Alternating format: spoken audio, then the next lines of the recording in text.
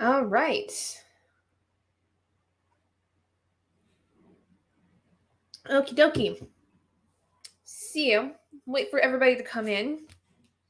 Give us about 5 minutes or so, a couple minutes, something like that. Say hello in the chat if you're here. Hello. Hope you're doing well. Can you tell it's been a minute since I've been on a live? Probably not, because this is about as goofy as I normally am. So, hope you guys are doing well. I know I've been kind of ghosting here a while. I do apologize. I know I've still been like posting my videos and stuff, but y'all, I've been doing some work. I've been doing some work behind the scenes. And I'm very proud of it. I will talk about it another time. I've mentioned it a couple of times in videos, but I'll talk about it really like another time when it's a little bit more appropriate, because that's not what our focus is, at least not right now. Also, for those of you that are going to be joining, we may possibly be doing sprints tonight. Depends on how we're all feeling, how I'm feeling in particular. Hello, Pat. Hi. Thanks for joining me. So yeah, we are basically going to start off where we're going to just talk about How Long Till Black Future Month by NK Jemisin. This was our NK Jemisin read for the month of August. And so yeah, we're going to be talking about that today. And then we'll go a little bit over what to expect when it comes to the Dreamblood duology, which we will be starting up in September for our live show that's going to be first weekend of October. And then, like I said, depending on how I'm feeling, we might do some sprints today. And because I need to get some work done. I've been out of the house all day today because this is the first Saturday I've had off in quite some time. So it was definitely needed to go and spend that Saturday doing things with my family. And I went and had lunch with a friend of mine that I haven't really seen since I graduated high school. So it was definitely needed. But yeah, so I'm thinking tonight I need to get some work done. I need to get some like stuff posted. I need to prepare something that I am launching tomorrow, which I'm really excited about. And just want to make sure I get all that stuff taken care of. So with that, if you guys have read How Long Till Black Future Month, I want you to tell me not necessarily what you rated it, because it's a short story collection. So a lot of times, like for me, for instance, the rating is a little bit odd in terms of overall. I did overall give this like a 4-star, but what was your favorite short story that came out of How Long Till Black Future Month? Personally, I think mine is a toss-up between The Storyteller's Replacement and, how do you say it? Like Hennison? Something like that. I don't remember how to pronounce it. Henosis. That's what it is. Those were, I think, my two favorites. Other ones that I really liked were L'Alchemista, the Valedictorian, and let's see, Stonehunger I also really liked, and The Narcomancer. Those were ones I really enjoyed, but my favorites are definitely between Henosis and The Storyteller's Replacement. I really liked The Storyteller's Replacement. I thought it was so fun and such a different way of storytelling than I had expected. So yeah, those are my two favorites. But what was your guys' favorite of the short story collection, if you have a favorite to pick from? Because I think we're going to talk about more so NK's like short form content, kind of like how that goes, how that compares to like her longer form content, and like what were some things we noticed about some of the short stories in terms of how they connected with other works that she's done. Because she states in her introduction that she had some of these written out kind of as like forethoughts of the series that she did create. One of which, The Narcomancer, being something I think involving the Dreamblood duology. But basically how these kind of like springboarded what would become the series, like the 5th season and the Broken Earth trilogy, the Inheritance trilogy, the Dreamblood duology, the City We Became duology, things like that. And then I also kind of want to be able to discuss what exactly it was that like stood out to you that you would like to see in more of a longer format. Just because I think that in general, this is a very different way of writing for NK than we've seen previously. So it's going to be really interesting to like delve into everybody's thoughts. But first and foremost, what was your favorite story of the collection? What was the favorite short story that she wrote? Again, mine being a toss-up between Henosis and the Storyteller's Replacement. Discuss amongst in the comments if you would. But yeah, so let's see. So what I really liked about Henosis too, while we're getting into that topic. So the reason I really liked Henosis and why I feel like it's tied with the Storyteller's Replacement is Henosis, the structure of the story was so odd, but I loved that about it because it felt like you were kind of going back in time, but then all of a sudden you jump to like a way later on point, and having to like really piece that together, really making the reader have to think and put things, two and two together. I think that was really interesting and very different from what I've seen of especially any story, let alone a short story. So really, really liked that one in terms of its, brevity, but also then how much that one had to make me think to like really figure out what the story was doing, what was going on within it. But I understand too that one would probably be a little confusing for some people just purely because of the structure of it. But the intention of it was that it was like such a disjointed kind of idea. Or not maybe disjointed idea, but the story itself was disjointed because it was supposed to set somebody on edge that's reading it.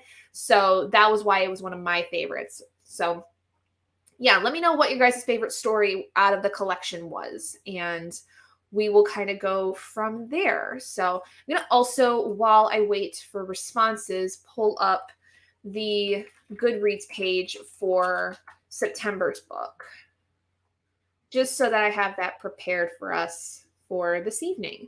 So like I said, after the discussion today, we will be doing some sprints. I think I'm going to just go ahead and do them just because I need some time to do some like work and stuff anyway tonight. So might as well. And we may be joined by some guests if that's the case. So let's see. What is it? The Killing Moon is the next book. Okay. Come on. Come on. Still loading. Okay, that did not load great. There it goes. Okay. So, yeah, but what was your guys' favorite short story when it came to How Long Till Black Future Month? What was your favorite story out of the entire collection? Again, for those of you that may be just joining us, my favorites were The Storyteller's Replacement and Henosis out of the entire collection. Those two are my top favorites, and I can't really decide which one I liked more than the other. But other ones I really liked were L'Alchemista, Stone Eater, Stone Hunger, whatever that one's called, Stone Hunger, and Valedictorian, and the Narcomancer. The Narcomancer, I guess, like I said, is something that might have to do with the Dreamblood duology, which we're getting into in September. But yeah, Seal, what was going on with that for you guys? Because in my vlog, I kind of like talked a little bit about how short story collections are always so weird for me. I don't know if this is for anybody else, but when it comes to short story collections, I have such a hard time rating them overall because there's always going to be at least one story I find that I'm not going to like as much as the rest. So I always have a hard time with rating something like a short story collection higher than a 4-star because I can't guarantee that I'm going to like every single short story, especially if it's a short story collection that's made up of multiple authors. This one being by one person is a little different. I would have, thought I would have liked a few of the stories a little bit more, but I didn't. And so then it was really hard to even give it a 4-star, but I did ultimately give it a 4-star because I did really like the majority of the stories, at least a little bit. Whereas some of them there's only a couple of them that I was kind of like, nah, okay, these are fine, but like they're not really anything that special. They're not really doing anything for me. So that's kind of what my initial thoughts were, at least when I had been going through the book at first. Then when I got to the end of it, I did decide to give it a 4-star because, like I said, I realized that I actually had liked a lot of the stories more than, the ones I didn't like. And I still, though, couldn't give it a 5-star because there were only a couple of stories that I really, really liked that I thought were perfect, that I thought were like absolutely amazing. And if I have a short story collection that I'm reading where that happens, like, yes, it's going to be a 4-star, but there's no way it can be a 5-star because I didn't love the collection from the very first story to the last one. Like, it was very much up and down. And I feel like it's really hard for anybody to rate a collection 5 stars for any reason because of that. Because especially if you don't have, just one person doing a collection, if you have multiple authors, multiple voices in any short story collection, it is really hard to necessarily find stories that are always going to be favorites, like finding like favorites throughout every single story. Like, it's not possible. You're always going to find one story that you're not going to like more than others. Now, with that being said, I did like pretty much all of the stories to some extent.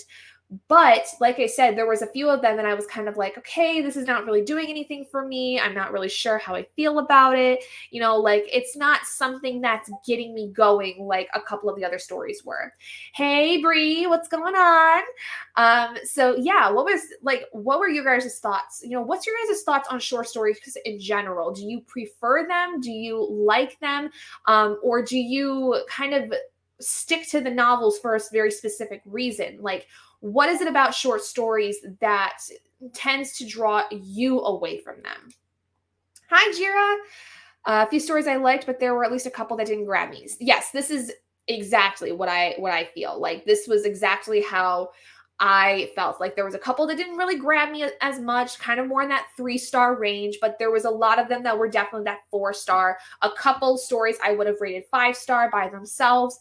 I feel like it is so difficult for me to really, really like a short story because personally, I am one of those people that prefer fully fledged novels or longer novellas than a short story. Especially like, for instance, like, I don't know if any of you like studied, like, if you were like me, English major, right? Focusing creative writing. I had to read a lot of short stories by my classmates. And I just felt constantly like I needed more. I needed something more than what I was given. I wanted more from something there. Um, don't prefer short stories, but they definitely have a place. I did like it better than the first time I read it. Good. I'm glad that you did. Yeah, I know that this is like one of her more polarizing kinds of collections or books, and I think it's because of the fact that it's a short story collection. And I think that it's either people really like all the short stories or they only really like some. And I think that is really interesting to look into. Like, if you really look at each individual story on its own, it could, very well be that you have some people that really like one story, but then the rest of them are not as good, or you have all of the story, like most of the stories are not really that good. And there's one, or all the stories are really good. And then there's usually one that's not as good that kind of like ruins something for people. But what was your guys' favorite? What was your guys' favorite story out of the collection? I would be curious to know. If you did not hear me say it before, my favorites were Henosis and The Storyteller's Replacement. Those were my two favorite ones out of the collection. Because I just really liked the way that they were done. I feel like they were so very different from anything I've read from NK Jemisin or from any author in general. And I just thought that they were so well executed that they were perfect for short stories. Like, those are the kinds of short stories I like, which I'm not surprised that those are the ones I was drawn to the most, because the way that those are set up, I think works so much better for a short story, Whereas some of them, especially the ones I think that were then later on created to make the larger books, definitely didn't give me everything I wanted. Like obviously the Narcomancer and Stonehunger were, for example, those were the ones that were built on for the purpose of building out the world a little bit for the Dreamblood duology and also then the Broken Earth trilogy, respectively. But like they were only a taste. They were only like a beginning point for her to then build on the larger worlds that we see in her fully fledged novels. So, what was your guys' favorites though? What exactly did you like about your favorite short stories? I keep feeling a hair on my arm and it is driving me bonkers. I don't know where it is. I have no clue where it went, but it's been bugging me for the last like minute or so. So, otherwise, other than your guys' favorite short stories out of the collection, I would like to know, what are your guys' thoughts on NK as a writer? Do you think that now that you've read most of what she's written in terms of short stories, and we've also read a novella that was created for the Awakened Kingdoms series, the Inheritance trilogy, that's what it's called. Now that we've read a novella from the Inheritance trilogy and now a short story collection, what are your guys' thoughts on NK as more of a short form writer? Do we think that she is well suited for it, or do we think she's more well suited for the longer novels? I really wanted more of Cuisine de Memories. I wanted more stories, and I want a reservation ASAP. Same. Oh my gosh. That is one too that I really did like. I almost forgot about that one, but now that I'm thinking back on it, it was a really good one. Again, I really liked the way that the story was done. I love this idea of somebody then like something they eat takes them back to a certain time, but like it was so sad. Like that, I feel like you can find a plethora of things going wrong basically within that. That was a really good one. But yes, I definitely wanted more. I wanted more in that world. I wonder where that's going to come in, if that is something that she's going to expand on, or that's something that maybe we will see in the future, or like especially like in terms of the books that we're going to be reading, or if it's something that we've seen but maybe didn't recognize, because I don't remember there being anything in Broken Earth or the Inheritance trilogy that was similar to that restaurant. But now I'm curious if we're going to see it at all in either the Dreamblood duology or the City We Became duology, or if it's going to be something later on that she puts out. Oh, City Born Great was really good too. Yeah, I really did like that one. I don't know. She has such a way of bringing an entire place to life. Like that story was why I am now excited more so to read The City We Became, because the way that one specifically like made me feel by the time I finished it, I like was immediately, I was having to reserve myself from picking up The City We Became, because I was like, I want to know more. I want to like see more of this. So I'm really excited to read that duology soon. Restaurant one was dope. Yes, 100%. Walking Awake reminded me of a cross between Get Out and a Star Trek episode. Yeah, that one was interesting. I don't think I like that one as much. But like I will say, I feel like that for pretty much almost all of these stories, I again gave like a 4-star to most of them. There was like a couple of them that I gave a 3-star. I don't know for certain though if I would give Walking Awake a 3-star or a 4-star. I don't really know. Loved it because how she described the city, and at the end she was badass. Oh my gosh, I know. I can't wait. I can't wait to read The City We Became now, because that story like just sold that concept for me. Like I can't wait. I can't wait. Okay. So what else? So like I said, I want to talk a little bit about like as a short form writer, what do we think of NK in that space? Do we think, or I guess, yeah, I want to open it up to you guys. Do you guys think that NK is well suited for short form, or do you think she's better off doing more long form? Because obviously, in a short form sense, we have seen the novella from the Inheritance trilogy. We've seen a graphic novel that she's written that would basically be considered a short form content, and now we have the short story collection. I personally think that she definitely can do short stories. I think, though, that it's kind of one of those few and far between kinds of ideas. And I definitely feel like it works for her to create longer stories off of the short stories that she writes. Like, I think every short story here has something that can go on from it, truthfully. Red Dirt Witch needs to follow up on the Descendants. I got serious Mama Bear vibes. Oh, hell yes. Hell yes. She's the queen. She can do either. True. She really can. I think, though, because this is something that I think about too as like my previous writing experience, right? I used to have to write in like a short form kind of way so that I could then build on. Like, I'd have to be able to have at least a short story idea that I could then build on to create a larger work. My short stories, though, by themselves, not that great, not really that spectacular. But if I expand on things, then they get better. And I feel like that for the majority of what MK's written, that is the case. However, I would read anything she writes. Anything.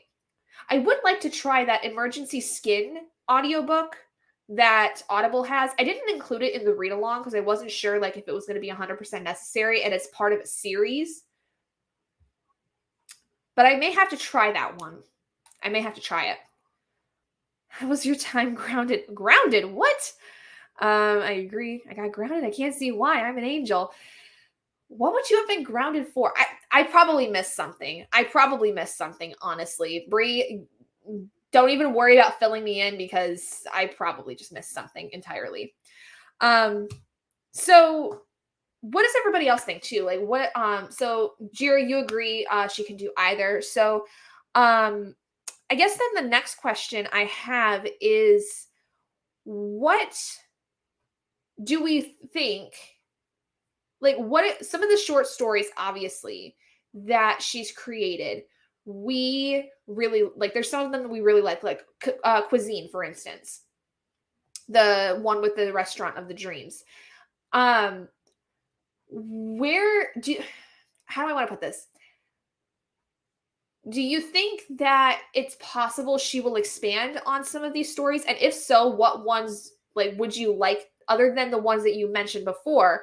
What else would you like to see expanded on? What other short stories would you like to see become a fully fledged novel besides Cuisine, besides Red Dirt Witch, besides Walking Away, whatever? Like what of the short stories would you like to see as like a fully fledged novel if she was to make them a fully fledged novel? Because we've got Stone Hunger, which was 5th season related. We have The Narcomancer, which was Dreamblood duology related. I don't think anything specifically was Inheritance related other than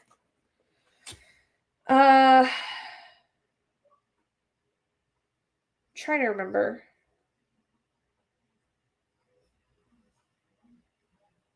Was there one that was involving the Inheritance trilogy? I can't remember off the top of my head. Like, there definitely could have been at least one, but I just can't remember which one it was because some of them are running together. Truthfully, true. Some of the short stories are running together in my head, so I don't know which one would have been from Inheritance trilogy, if there is one in this collection. I don't remember if there is one, but and then City Born Great, like we said, City We Became kind of idea, or at least the idea of the city being alive, which then maybe was what catapulted the City We Became series. I would be curious to see Hypnosis in a longer format of some kind. Whether that means it's a longer short story into like a novella kind of thing or a fully fledged novel, I would think I would like to see that become developed a little bit more and be in that very sporadic, very disjointed kind of format that she created with it, because I ate that up. I was so into that. I thought that was so, so, so cool. And then the other one would be my other favorite. Well, no, storyteller's replacement I think is fine by itself. I would like to see L'Alchemista. L'Alchemista is as a longer piece. Like her as a short story writer, but I would like to get a follow-up on Valedictorian. I want to know the details of what happened between the evaluator and the human it possibly impregnated. Yeah. Yeah, that one was strange. I liked Valedictorian, but I don't know also at the same time how to feel about, like, okay, so hold on. I'm getting the evaluator. That's what I was thinking of. The evaluators, I don't know how I feel about the evaluators. Valedictorian I liked. I don't know how to feel about the evaluators because that one was just a little bit too, it's not that it's too real, because that I don't know anybody that's actually gone through that, but it's like, you know how X-Files is with that kind of like,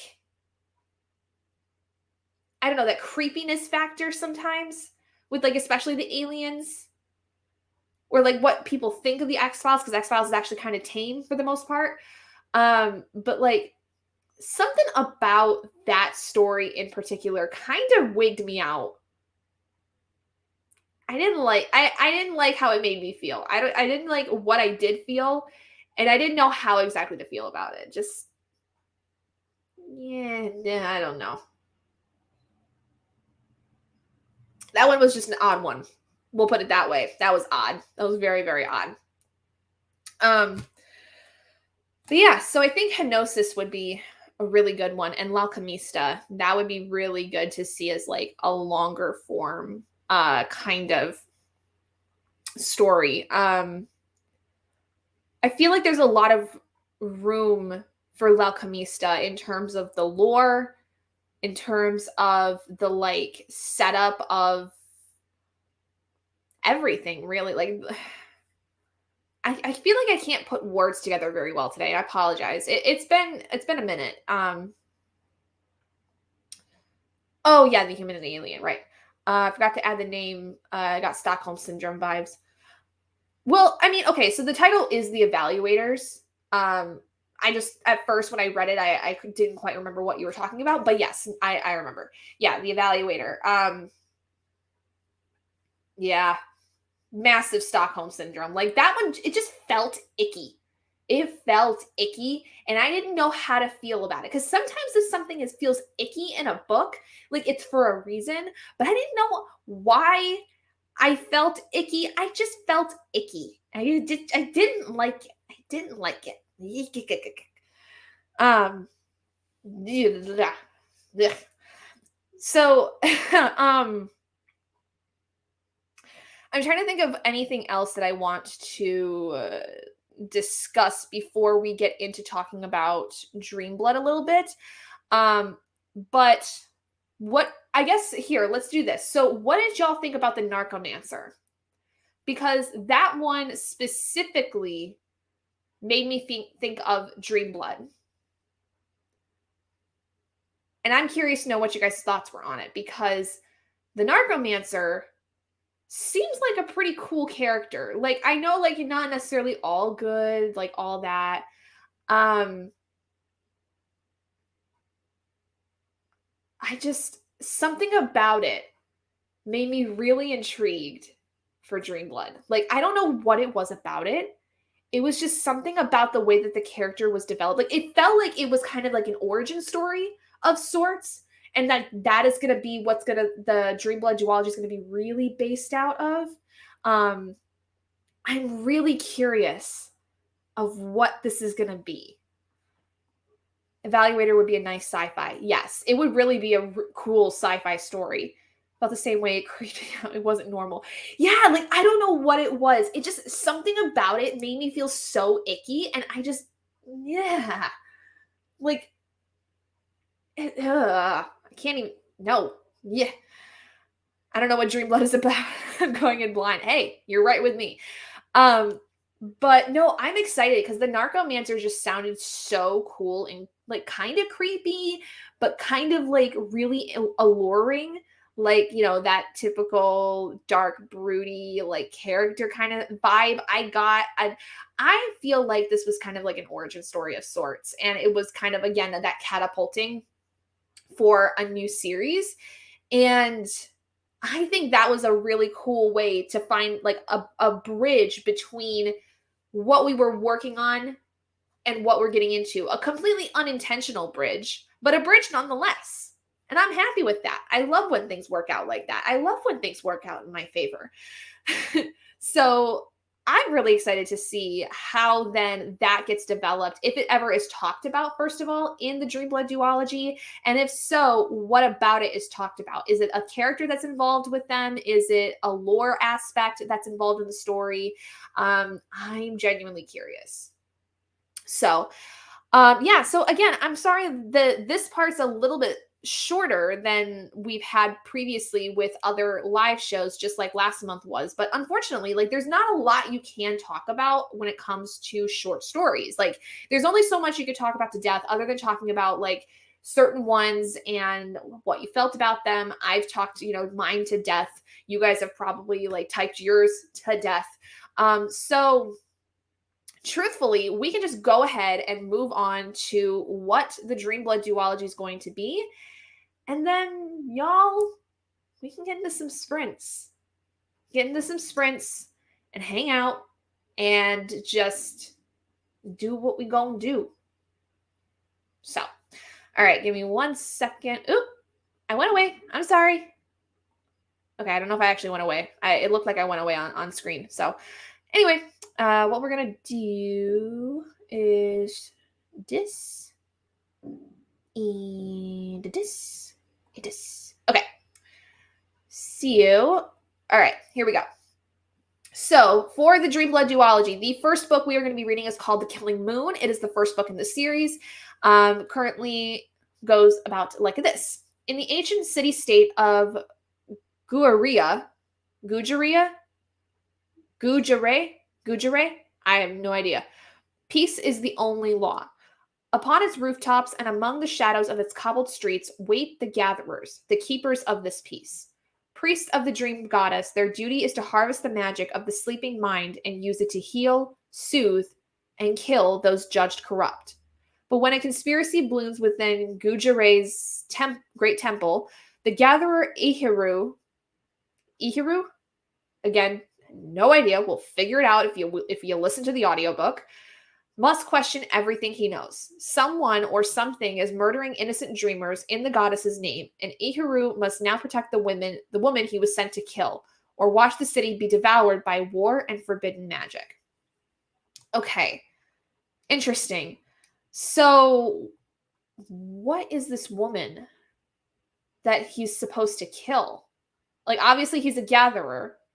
That's what it's mentioned. But who is the woman that he's supposed to kill? And why is it that he has to protect her? Like, is she corrupted? Is she not? Like, I feel like that's a little misleading. So I don't know. We'll have to see. All right. So hello, Elises. It's okay. Washing clothes and lost track of time. You're fine. 4 stars overall. Yep, that's exactly what I thought. Elises, what was your favorite short story? If you have one or if you have a couple, let me know.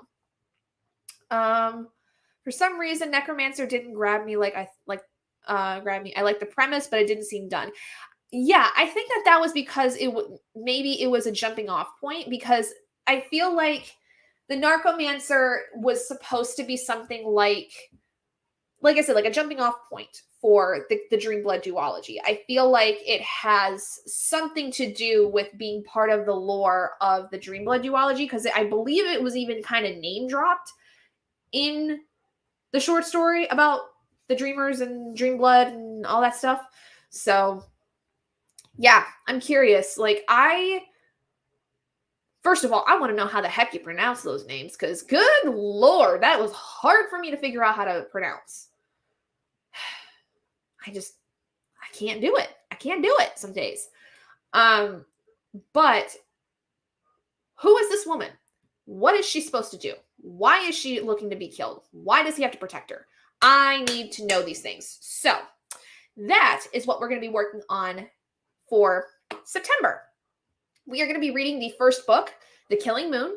And then in October, we will be reading book 2 of the Dreamblood duology, which is called The Shadowed Sun. Now, I do know that this series in particular is one of NK's least liked series. From what I have read, it is one of the series that people have least liked because it just wasn't as good as the Inheritance trilogy and Broken Earth. So I'm curious to see what our thoughts are going to be, what your guys' thoughts on this are going to be in comparison to mine.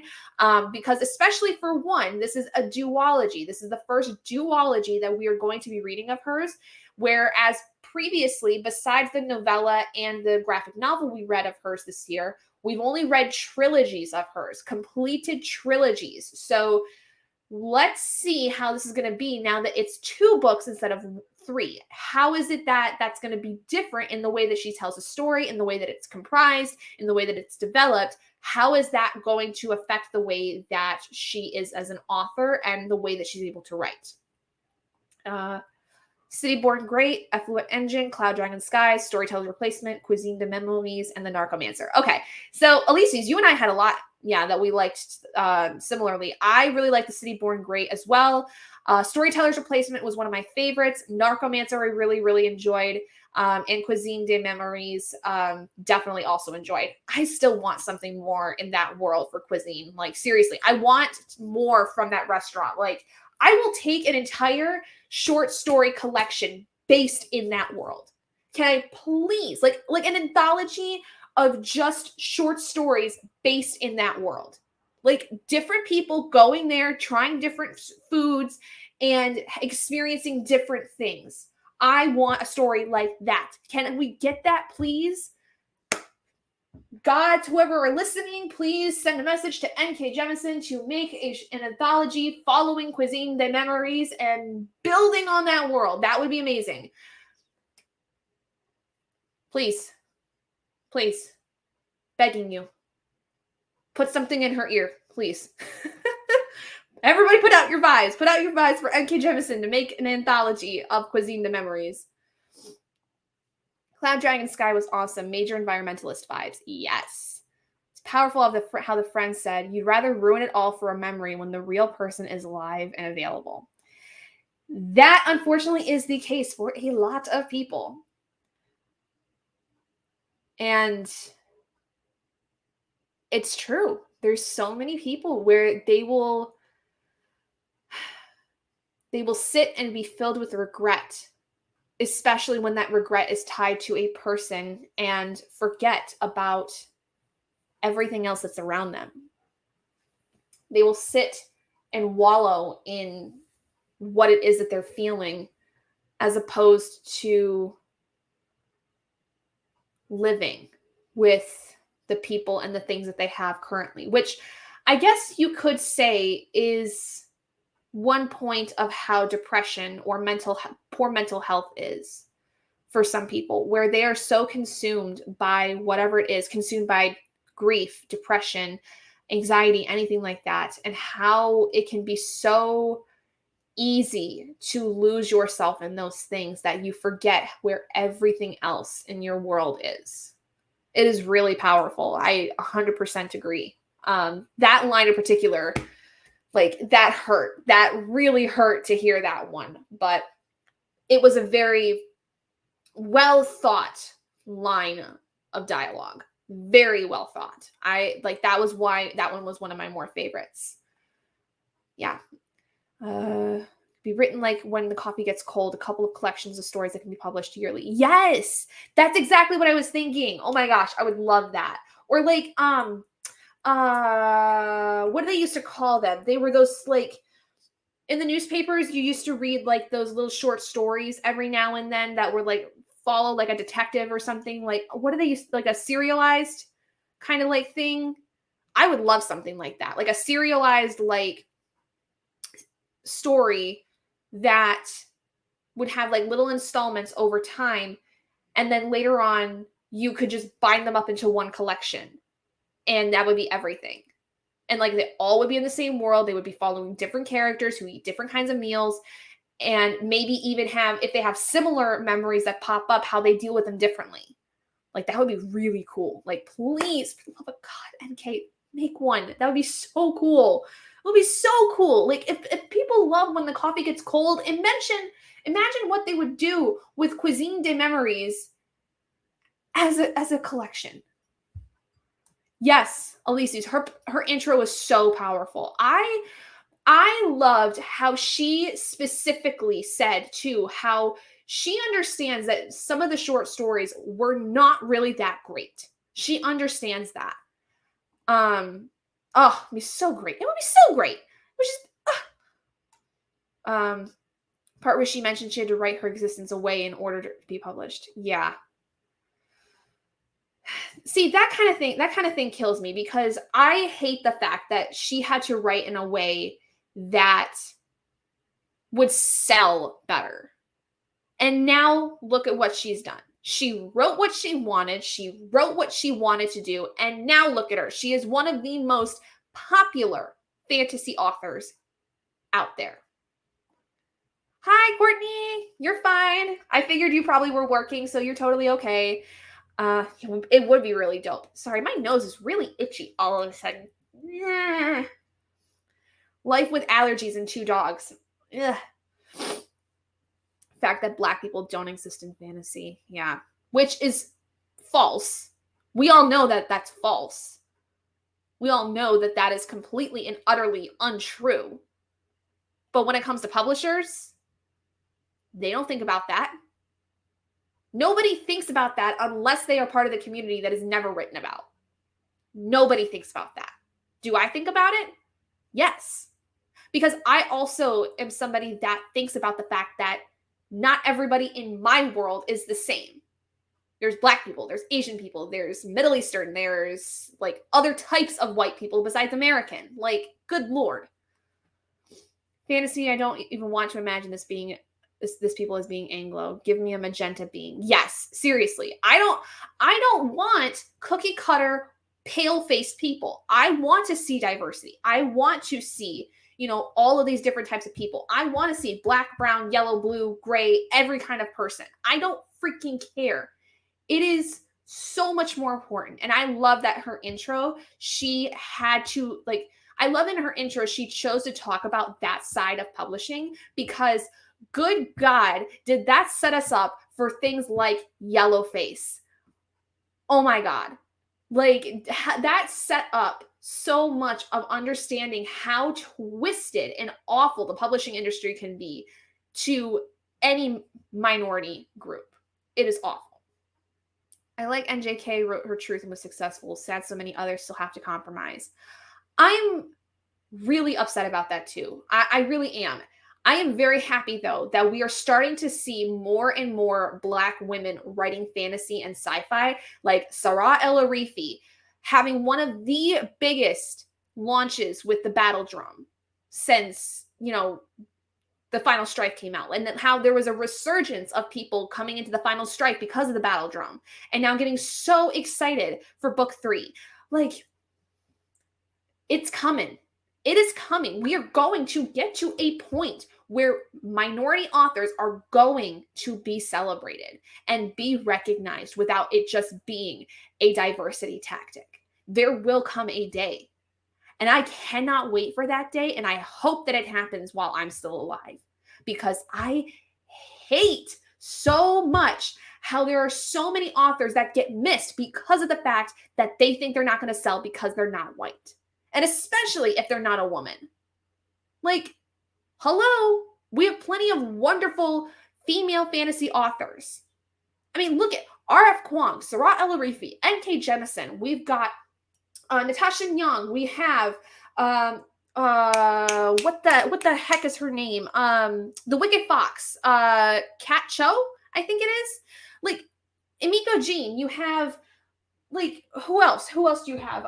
Saba Tahir. You have Maureen Gu in the contemporary world. You have so many different women and so many different people that want their books to be brought out, but it is so difficult. And that is why I'm so glad for things like Yellowface that came out that talked about the nastiness that is the publishing industry in one facet, let alone multiple intersecting facets. Like, come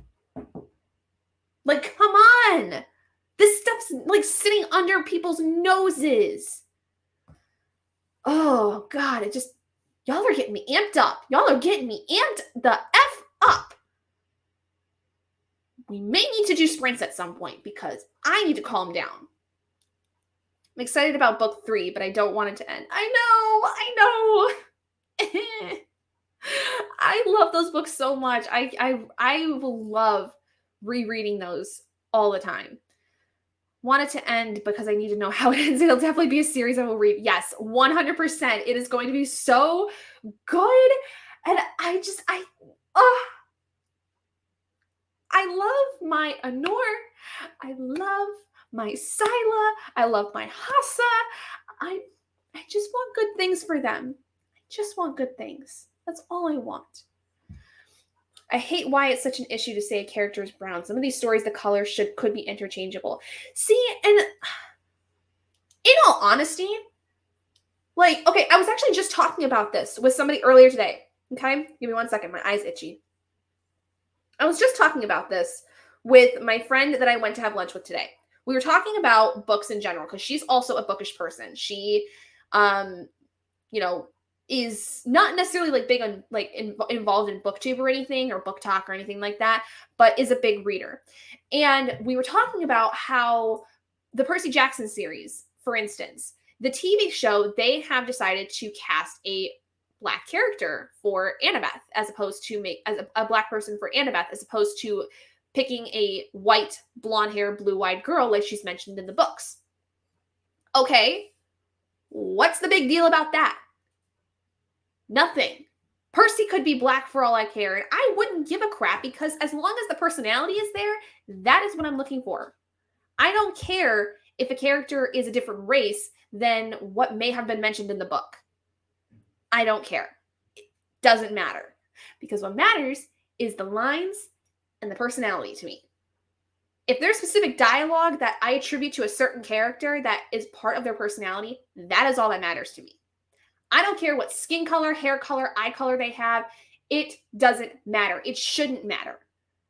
And yet, there are so many people in the publishing industry that will say different. Oh, and don't even think that you can write a story that's going to be very touchy and be very political in any single way that's going to advocate for trans rights, LGBTQ rights, Black rights, Asian rights, anything like that. Don't even think about putting those things in there either because, good Lord, you're going to get attacked. Good Lord, you're going to get denied. Why? Why? It's exactly my point. It shouldn't be an issue to see individuals of all races and cultures because it's fantasy or a sci-fi. Exactly. If we're going to have aliens in a sci-fi story, you can at least put some people in there from Earth that are Black, that are Asian, that are Latinx, that are this, that, the other, whatever the heck. If you're not, and you have aliens in your story, I think there's something wrong. Hi, sorry, we're having a bit of a heated talk, or I'm having a heated yell at everybody. I'm sitting here in my soapbox just talking at everybody, and yeah. Y'all are getting me fired up. Okay. Courtney, Kiana, since you're both here now, tell me, if you read How Long Till Black Future Month, I know Courtney did. Kiana, I don't know if you did. What is your favorite story from that before we move on? I want to know your favorite short story. Seriously, they couldn't even handle a Black Ariel. Like, come on, people. It's a movie. It's a fantasy movie that was made for kids and just Okay, you did? So what was your favorite short story? Oh, you haven't. Okay. Good. All right. Well, not good, but that's fine. It's fine. I can't talk apparently. I'm getting too heated. I'm getting too heated and I'm tripping over my tongue. Trevor Noah responded to people getting people upset at the Lord of the Rings, House of Dragons, and The Little Mermaid had black characters. He was like, it is not real. The characters can be green because they're made up. Exactly. If you can have in Game of Thrones a freaking Ice King, you can have black people. If in Lord of the Rings you can have dragons, you can have elves, you can have hobbits, you can have orcs, you can have black people. Valedictorian. Oh, okay. Yeah, I really like that one too. That one was a really, really good one. It's okay, I'll get it from the library. Yeah, no worries. Yeah, we were just talking like what's the favorite short story. Like you're really not missing much. I mean, they're just short stories, but definitely at least worth your time, especially if you were a fan of like 5th season. Because there's a short story involving that. If you're going to read the Dream Blood duology, there's a short story involving that in there. And then the rest of them are just short stories by themselves. They're not really that bad at all. They're actually really good. For most of them though, I feel like we were talking about you need to kind of like expand on a little bit more. Like one in particular that we would all like to have is a short story called Cuisine des Memories be made into like an anthology of sorts, like the coffee before the coffee gets cold. So anyway, we're going to take a sip of wine and we're going to change tactics today and we're going to change up to something different. All right. Let's see. I was okay with Game of Thrones not having that many black folks because it was brutal. Yeah, it was. Yeah. That's another thing too. Okay, hold on. Before we get into sprints, this is another thing that I have a bone to pick with because I've heard this joke a lot in my lifetime. And that is that whenever there's a horror movie and a black person's in the horror movie, they are always one of the first people to die. Why? Why does it have to? Like,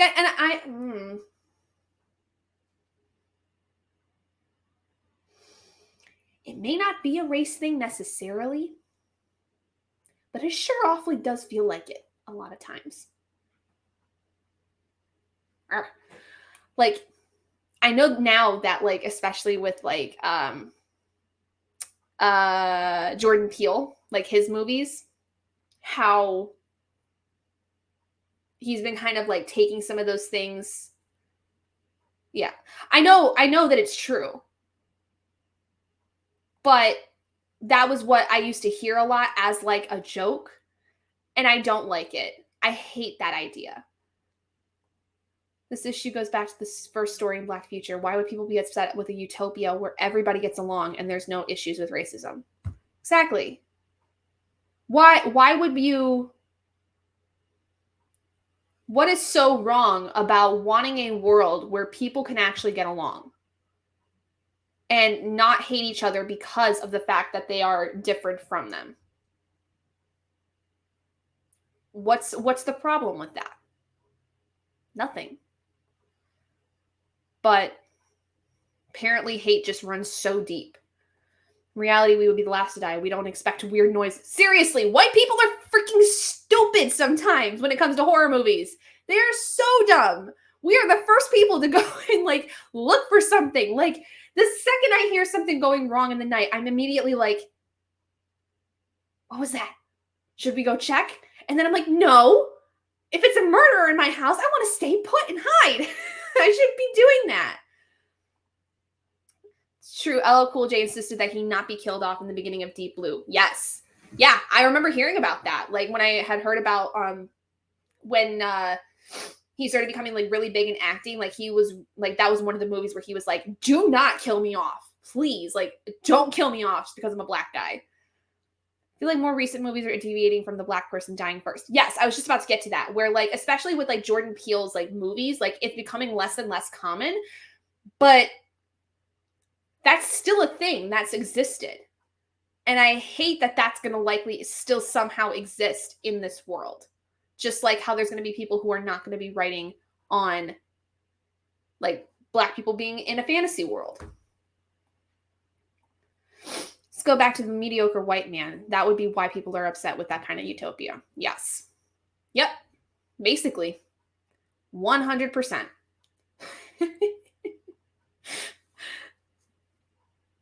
Yeah. No, I don't know. Whew, you guys are getting me heated. Okay. All right. We're gonna move aside from that for a minute. We're gonna do something nice. We're gonna do something that's gonna make us happy. Okay? Can we do that? Can we manage that? Can we manage to make ourselves happy for more than like 5 seconds? Maybe. Maybe you guys can. I don't know. I probably could try. All right, let me go ahead and get up my YouTube. Stop it. Computer's acting dumb. All right, let me see. Let me see. Okie dokie. We're gonna go ahead and I'm gonna roll my D20 and we gonna see what we gonna get. Okay. Oh, hi, Maya. Yeah. Favorite stories were Cuisine to Memories, and the Narcomancer, and the Valedictorian. Good. I'm so glad. So glad. I don't know. I was pretty chill 30 minutes ago. I'm sorry. I got heated. We all got heated. We can bring it back. We can bring it back. We can bring back the chillness. It might take us a little bit, but we can bring it back. It can happen. Maya, yes. So the Cuisine to Memories, totally agree on. Narcomancer, definitely agree on as well. Valedictorian, also agree. Really enjoyed them. I gave the book itself overall 4 stars. Really enjoyed it. Feel like that there were some stories I didn't like as much, but that's pretty much the case. Agree with those assertions. Yes. See, everyone loved Cuisine. Somebody call it. Seriously, somebody get NK on the phone, get an agent on the phone, get any person that wants to produce this kind of a story and make an anthology. Please, please, for the love of everything, make an anthology in this world. Yes, we did actually read The 100,000 Kingdoms. We actually read that over the course of May, June, and July. And then we also read a short story involving the novella that was spun off of that. We actually have live shows where you can go hear our discussions on that. And I also have videos that are about like reading those books as we're doing it. So yes, we have already read that. And let me grab the book so you guys can see which one we're working on for September. Right here. I had to move it because I did my September TBR. Gave 4 stars too. 5th story season was my least favorite. It was good. I liked it. But definitely not as much as I like the other ones for sure. Hi, Brandy. Yes, we will get to sprints in just a second. For these to be her first stories, I see why we love her so. Oh my gosh, yes. Yes, 100%. Like, this is why we love her. She's so good. Such a cool concept. Gave me Titanic vibes. I know. Okay. So, feel like that needs to be clarified. Yeah, it was really good. All right, so finally, before we get to sprints, the last thing is I want to remind everybody we are going to be starting with the Dreamblood duology in September. It is going to be consisting of The Killing Moon, which is book 1, and book 2, which is called The Shadowed Sun. Book 2, we're going to be reading in October, but in September, we're going to be reading the very first book, The Killing Moon. My personal copy, not including the extras at the back, is about, let's see, about 404 pages. So not super long, but definitely will be listening to the audiobook. I really like the audiobooks that are created for NK Jemisin's work. I think they're really well done. So 4 stars for me also. Good. Gonna reread Narcomancer. Maybe I was just not in the mood. It's related to The Killing Moon. As far as I believe, yes, because I do believe they name drop partially something about the Dreamblood story. Yep. Ooh, okay. How far into it are you, Courtney? And what do you think about it? Won't read Killing Moon until the end of the month. Yes, perfect. Thank you. Thank you, Elises. So the next discussion is not going to be until the first weekend of October, which the first Saturday of October is the 7th. So we're going to do October 7th at 8 p.m. EST, just like we always do. That's going to be easiest for me. because I just don't know what's going on. I will also let you guys know ahead of time. I will be gone at the end of October. I'm going to be on vacation with my husband. We should be back before the live discussion time frame normally that I would do for the Shadowed Sun, but I may not necessarily be posting a lot from the October 24th to the 31st because I'm going to be gone. I'm going to be in California for a vacation. October 7th. Yes. I haven't started, just got it from the library. Oh, okay. Okay, got it. Okay, yes. So we're gonna do sprints. Brandy, I'll send you guys the link like we do. But first we gotta figure out what kind of a sprint we're doing. How long are we going? So let's go ahead and roll as I drop it on myself. D20. I know you guys can't see it, I'm sorry. Okay, so we got a 12, so we're gonna do a full hour. To start my long sprint, people, y'all like that, I know. So we're gonna do 60 minutes, and let's find a good one. Let's find a good one that's fairly new. Let's do this month. Let's see. Ooh, this one's pretty. Let's do this one. Okay. Crazy thing is I reminded Jira about the discussion and then ended up getting here late and only got here because she reminded me. Oh, it's okay, hon. You're fine. It happens. I mean, it could be worse. You could be like me last week or last discussion when I accidentally slept too long and almost completely missed doing it in general. So, all right, we are going to go ahead and do 60 minutes. I'll be sending links to my girls, my gals, and I'll see you guys in about an hour.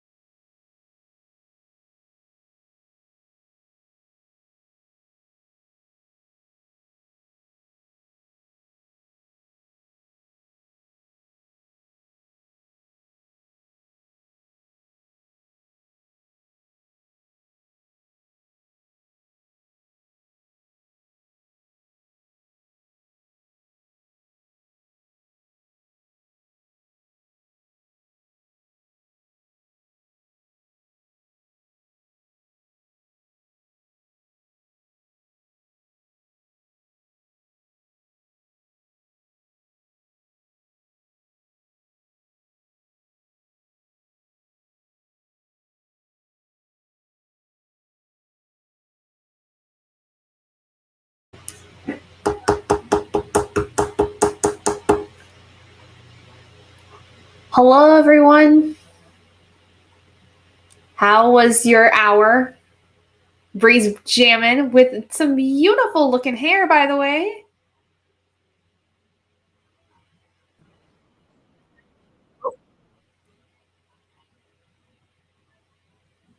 Okay. I'm sorry, I was watching it and on here. So yeah, close it. I forgot to close it. I'm sorry. It's good. Yeah. Your hair looks really nice. Thank you. I meant to stop at Sally's and buy my bleach because I want to dye it. I want to dye it like blue or maybe burgundy, just like the top. Mm-hmm. And I didn't get around to it. So. Yeah. Well, hi, friends. It's been a minute. Hello, hello. How Where is you been on my everyone? life? Huh? I said, where you been on my life, mother sucker? Girl, I've been struggling but hustling. I feel that. Did you start your new adventure that we talked about? Mm-hmm. You did. I knew it. I did. And I have had one reading so far, and I have another one on Tuesday. And I have an Etsy store now as well. What? Okay. How are we supposed to support if we don't know? It's been kind of a secret, kind of not. Like, it's just been like, I've been slowly building it up, and I've been doing a lot of work behind the scenes. So, yeah, that's why I've been a little MIA. What about your narration? You started that. I booked a job. I just want to be like you when I grow up. Congratulations. Thank you. It's a really short one, but I'm happy with it because it's about owls.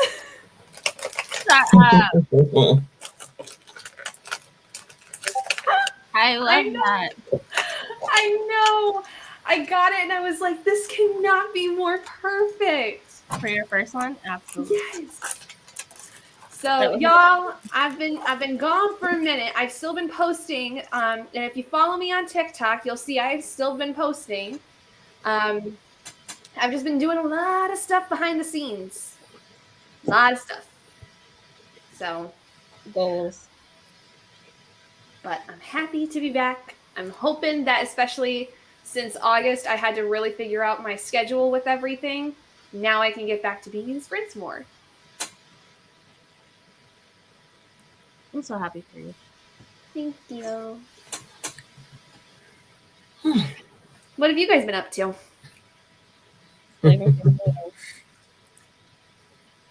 Living for the man. Just been working. Yeah. That's about it. Just working. Working except for yesterday I had off. And so today I was out majority of the day. In the streets. Mm-hmm. Slanging. No, just I don't know where that came from. Barbecue, a couple of bars, and dancing in the street, literally Dancing. with everybody else in Harlem. That sounds like so much fun. She was shaking it for someone. Mm-hmm. For everyone. I love that. All right. Kiana finished filmed September TBR and listened to a part of How Long Till Black Feature Month. Nice. 53% of Tokyo Ghoul. Awesome. Kiana says hello to everybody. Hello. And so does Maya. Finished Cherry Magic. 30 Years of Virginity Can Make You a Wizard, Volume 7. Okay. When did you start that? I swear she started another book this morning. When did you start that, girl? Man. Picked up plantains and are becoming for Latin month. Oh, okay. Nice. I started yesterday Song of Silver Flame Like Night, but I didn't get very far into it, and I've just been just doing some stuff. I'm getting some new listings on my Etsy up because tomorrow I'm going to be launching another new product, because I just launched a new product yesterday.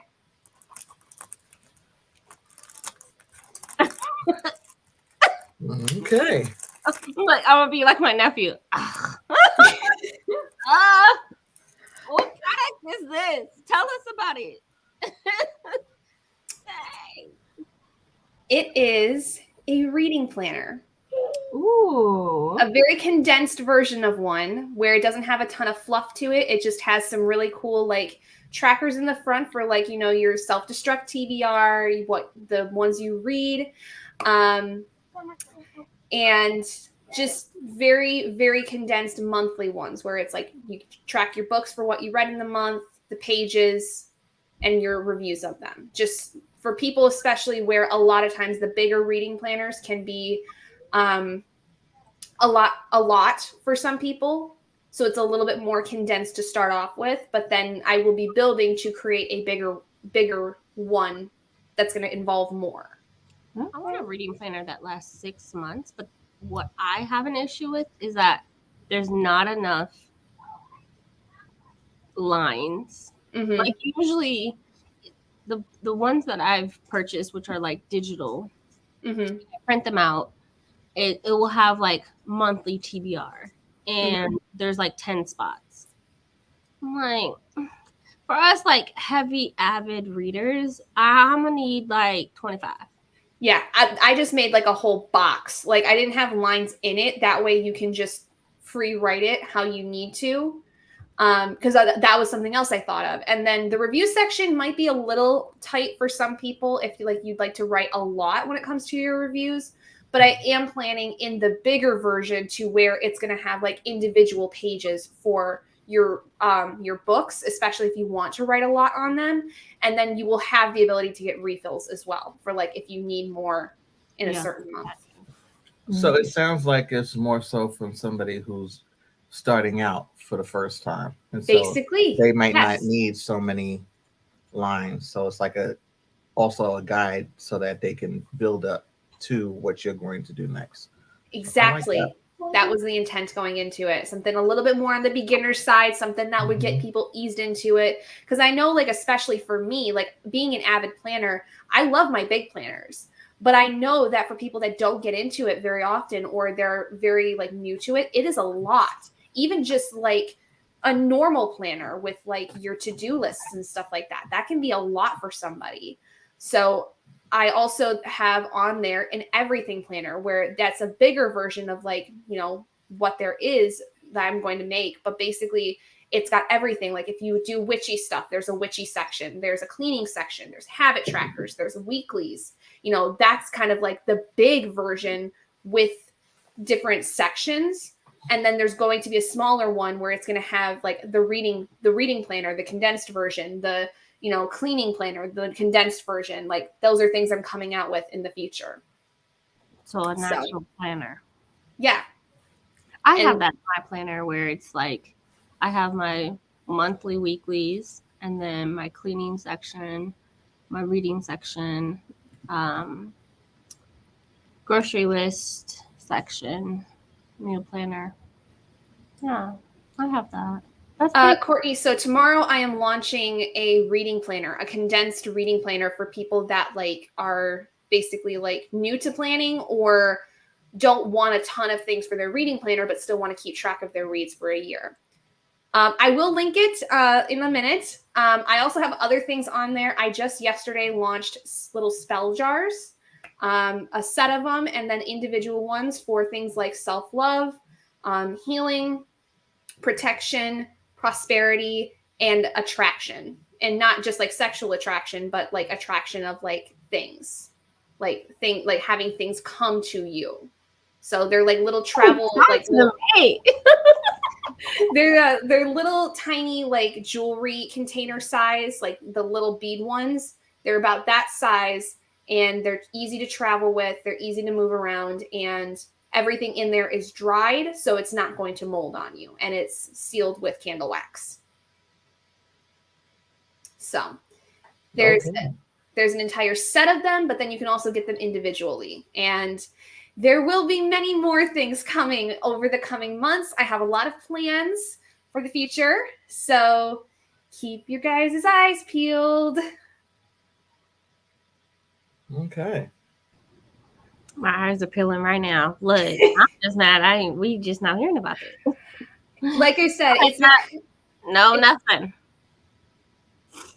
It's been kind of a secret. I've been trying to like build it up for the last month, really, on a whim. And I literally just woke up and I was like, what is the use in not trying? Yeah. For any of it, the tarot readings, the store itself, anything like that. I've learned in the last year, I have a gift. I should not be wasting it. Period. So I love it. That's great. So let me go ahead and get that link for y'all. I need a tarot reading. What's going on in my life? Girl, I got you. Where am I moving to next? You know what I'm trying to say? I was looking up how to move to Canada today. Baby, mood. It ain't easy. I'm like, look, tell me where I'm going so I can minimize this. Help me. Okay. I'm struggling. Link coming at y'all. This is the Etsy store. It is called the Owl's Nest Apothecary and Readings. But on Etsy, it's just Owl's Nest Apothecary because there's only so many characters. But that in the chat right here. This is the Etsy store. So there's going to be more things coming tomorrow. The reading planner is coming out tomorrow. So you guys, if you also follow me on my TikTok, you'll see an announcement there. You'll see things, for the store coming up. And you'll also see on my TikTok and on my Instagram, I do have my prices for my readings and stuff because you guys may have been seeing the little witchy things here and there, my little posts. That kind of was a bit of a hint, Bree. I'm surprised you didn't catch it earlier or you didn't tell me earlier. No, I've been taking things so literally all week or all month for a while. Yeah. Hints.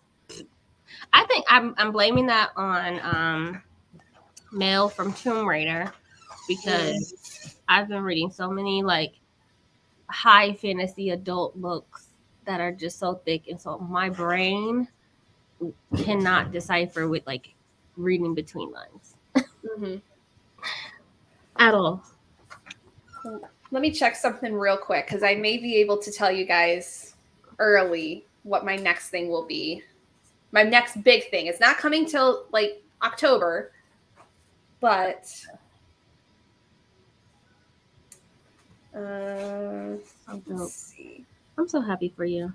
Thank you.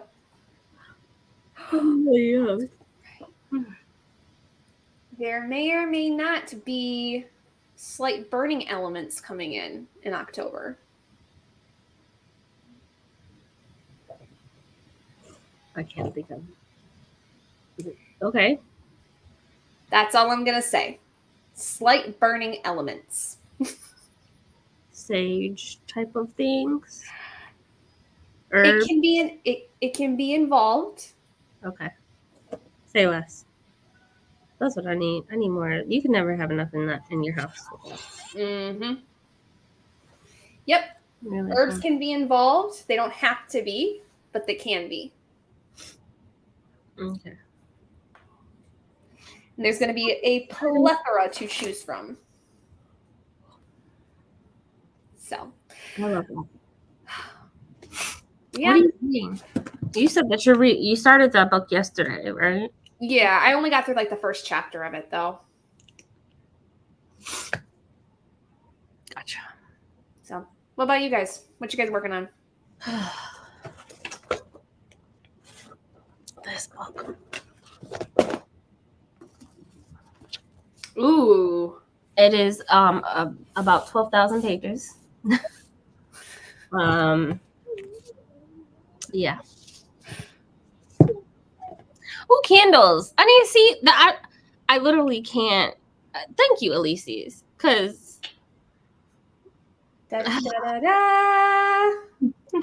it's just candles, right? So there's going to be some different types. There's going to be spell candles. There's going to be normal candles. There's going to be more bookish related. I don't know exactly what I'm going to what is going to be the first launch of it as of yet.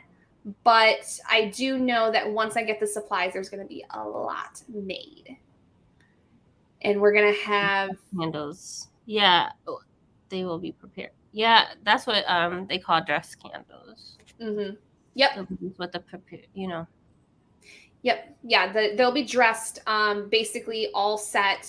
Some of them, like I said, will be spelled, where that's the more dressed kind. And then the other ones that won't be as dressed will basically have more bookish related things, more normal kinds of scents, just kind of general run of the mill for those that don't want the spell candles. That's amazing. So we'll have quite a few to choose from. So that will hopefully be coming in October. So we have a witchy store. I don't know if I told you about it. Mm-hmm. Where anyway, we have a witchy store. If you buy a candle, they'll dress it for you. And of course, brown paper. Mm-hmm. There's a reason for that. But this one is for Mercury retrograde, and so it has all of the things. They have this cup warmer that they warm up the bottom of the candle, and then they take a blow dryer to it and poke holes into it as well. But it's all dressed. Mm-hmm. If you get the plain candles, they'll, like I said, they'll dress it for you. And then they put everything with brown paper, so you can write on it and fold it up and do whatever. So if you're doing something similar to that, sign me up. I want it. You can never have enough of these too. Yep, that's actually the intent. I got really inspired from a store that actually is a Black woman owned out here. Because she makes her own, and I wanted to make my own. So she kind of inspired me, oh my gosh, you can actually just do this. You can just make your own stuff and sell it and all these things. And I was actually there earlier today, paying my dues because I love this place. And it's so funny. I've been in there all of 3 times, but this woman knows who I am now. So I got a set of tea. It's from a local company. That is from a different store. That was just thrown in there. I got some cinnamon sticks for my spell work because I needed some. And then I got these really cute little spoons. Aww. They got little leaves on them. And then the big thing that I really wanted was I wanted this candles that she made. It's not dressed, but it's a wood wick, and it's called the Run Me My Money candle. Hey! Run me my money. And it is cinnamon, peppermint, and cedar wood. Ooh. Made with beeswax and coconut. So it smells divine. Is that a tin can though? Huh? Is that a tin can or is it glass? Yeah, it's tin. Okay. Yep. Scary. But yep. So I went and paid my dues because I'm I'm not gonna not stop by the place that really inspired me to actually get this thing up and running. Make sure I have something nice from them. Yeah, be careful with that one because tin, it gets over hot and it'll pop and explode and whatnot. So just make sure it's fire safety. Practice fire safety with that for sure. I mean, with all things, but yeah. Yep. There's actually a cinnamon stick in here, apparently, according to the ingredients. So dope. I love candles. I'm over here burning one right now. While it's hundreds of degrees outside. You know, I am living my best life. I have just decided I'd rather pay for AC. I can't wait. Puff up the money. It'll be fine. I'll pay the cost to be comfortable for now. Pretty soon, my windows will be open. Yeah, that's true. Okay, bye, Courtney. Good Good night. night. Need that candle. I'm excited. I have a body oil that I got from her before that is it's got like yarrow flower in it, and it's like really good for opening yourself up to like the spirits for like divination work.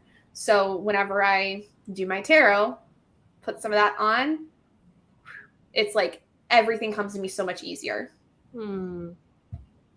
So plus I just love this tea company. I love the teas that come from it. It's another store that's in Michigan, but it's like other side of me, or other side of my parents, I should say, and they just sell it there to support. So another Black-owned woman business. Ooh, come through. Reparations. Give them. And each tea set also has a Spotify playlist that you can listen to while you drink it. Oh, wow. That's creative. And they're actually pretty good. I really like them. So anyway, that's my little haul. So, all right. So, all right. Who's ready for another sprint? I think I'm ready. Brandy, what are you reading? Oh, yeah. Yeah. You guys, what are you reading? I'm reading the Fugal Wizard's Handbook. How is it? It's actually not that bad. I actually like it. It's about a man who ends up owning his own dimension. That's a Cosmere book too? I don't think so. Okay. Seem like it, but it's interesting. This guy doesn't remember who he is. He's trying to find these pages or whatever because it's like he owns a dimension, and so he has this book, but he can't remember who he was at the time and why he was here, what his profession was. So he's starting to realize that. But he owns a dimension in medieval England. Mm-hmm. So it's actually pretty good. I saw that people were saying that you can see his spirals, like him mentally spiraling, and like there's notations around the pages and stuff like that. And yeah. So I was like, oh, this is entertaining. So that's awesome. What about you, Adrian? What are you reading? I'm reading Jeezy's memoir, Adversity for Sale. So I'm listening to it. I'm in chapter 12 of 26. Nice. Yeah. Almost bought that book yesterday. Buy local candles that are made with R&B and reggae themes. They come with a playlist. Nice. Oh, that sounds like fun. That sounds amazing. Y'all are so creative. I don't even go out to even find stuff like this. But I'm glad people are doing it, you know? That's just amazing. All right, let's take a look and see what we're going to get. Come on, D20. What are we doing today? Ooh, a bit of a longer one. You got a 16. Got a 16, so it's more than an hour. So that's like, what, hour 20 minutes? Sure. Okay. So. Sounds good. Bree's like, I don't care. I just like them long. All right, let me. Hour 20.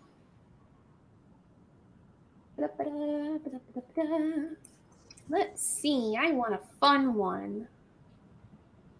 As opposed to an unfun one. Right.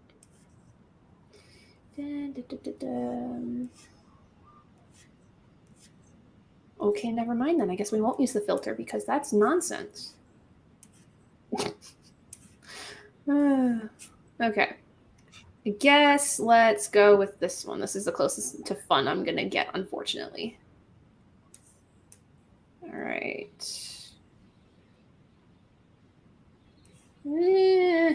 Hold on.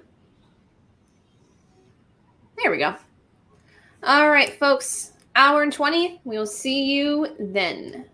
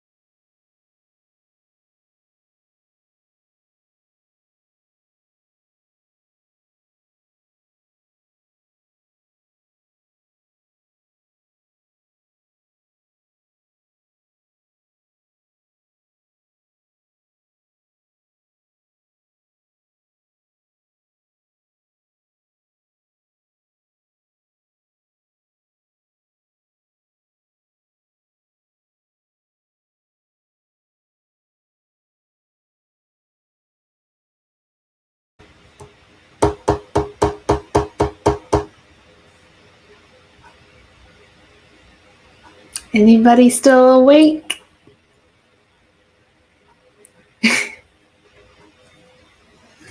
Night owls. Well, I got the rest of my stuff done for tonight, and then I just spent time on TikTok just because I needed a little bit of a break.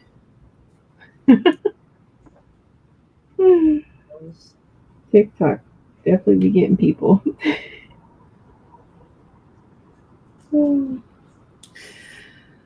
How much do you guys get read?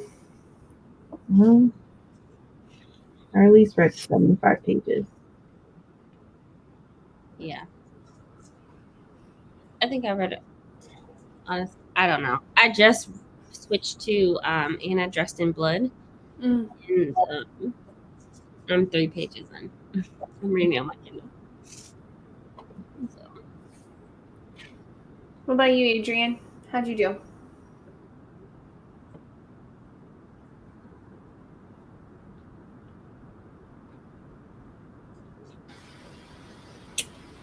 I am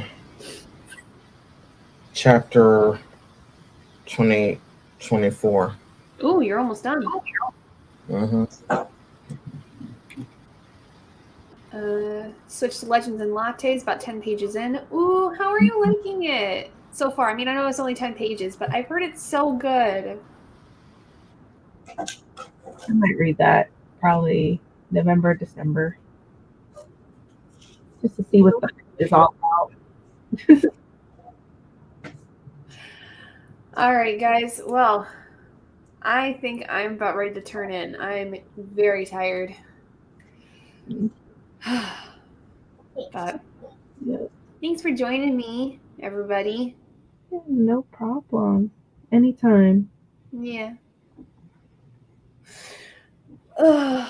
Well, thank you to those that came in and joined me for the discussion and for the sprints. I will try my best to get back to doing sprints with these lovely folks more often, but we shall see. At the very least, if you guys want, you guys can go check out my shop. I'll be posting new stuff tomorrow, so that'll be out sometime. I don't know when, sometime tomorrow. Mm-hmm. And yeah, otherwise, I'll be trying to also post more here. All right. So, all right, guys, have a good night. Bye. Good night.